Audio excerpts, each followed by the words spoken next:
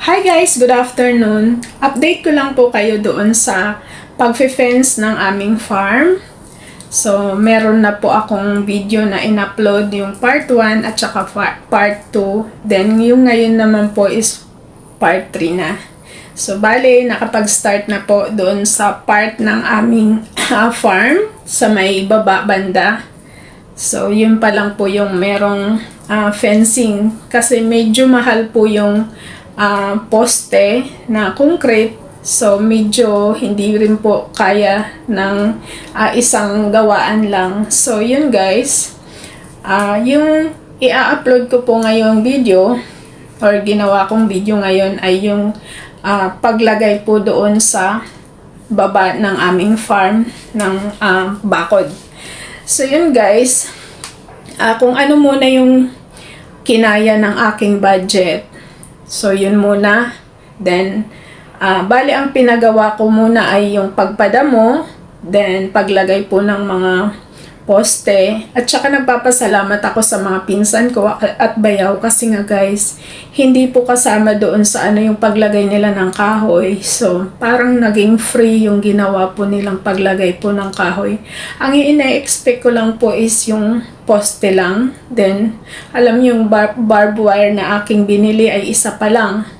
So, dami ko pa pong kailangang bilhin. Pero nagpapasalamat ako sa kanila kasi gumawa sila ng effort para po maging mas maganda yung bakod doon sa farm. So, ayan guys, panoorin nyo na lang po.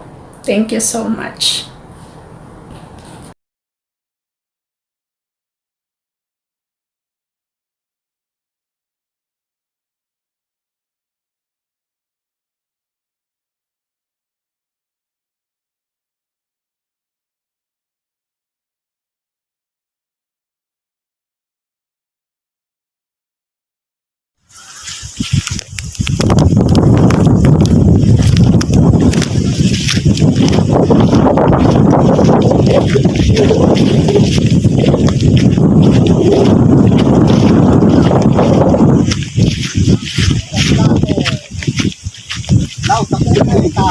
Kurad.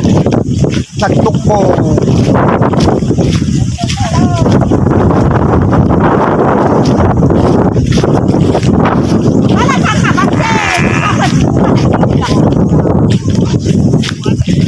Patamamin ka na ito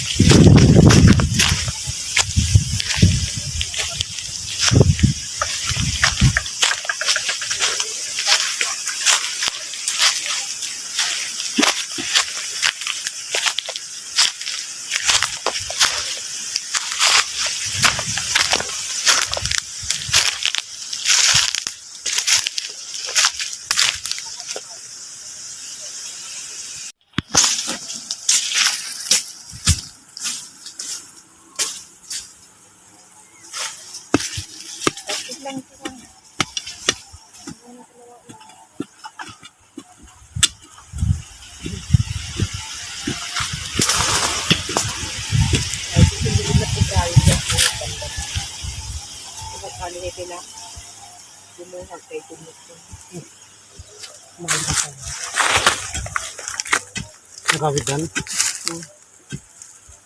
Kaya anak din mo ito. Magmag na ako din.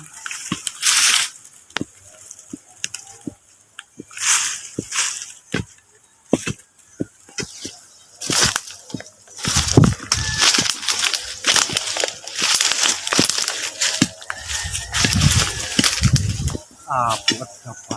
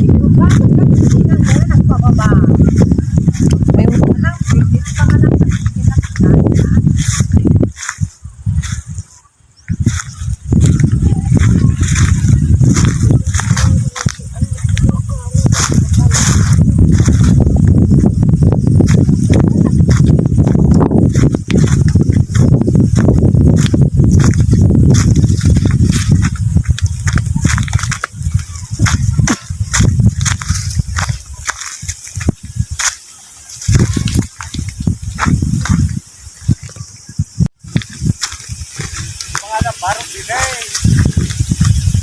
Ah.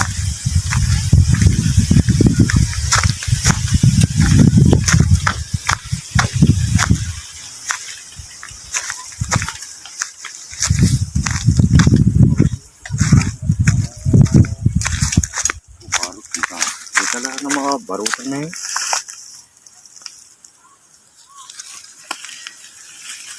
Guys, pakiabangan nyo po yung next video ko, yung pang-apat, bali po, part 4. Yun po yung sana yung paggamit na po ng concrete post na akin pong ipapagawa. Bali, yung sahod ko po sa December, yun po yung aking nilaan para po doon sa molder ng aming gagawing mga poste. Kasi sobrang dami pa po ang kailangan ko. So, mas naisip kong yun na lang ang mas magandang gamitin para makatipid at saka magagamit din naman po yung molder para sa mga tanim na kailangan po ng poste. So, yan. Medyo, tiyagaan talaga pag may gusto po talaga tayo. Para, syempre, kahit paunti-unti, ang importante, nasisimulan na. So, ayan guys. Thank you so much po. Sa susunod po ulit. Bye-bye!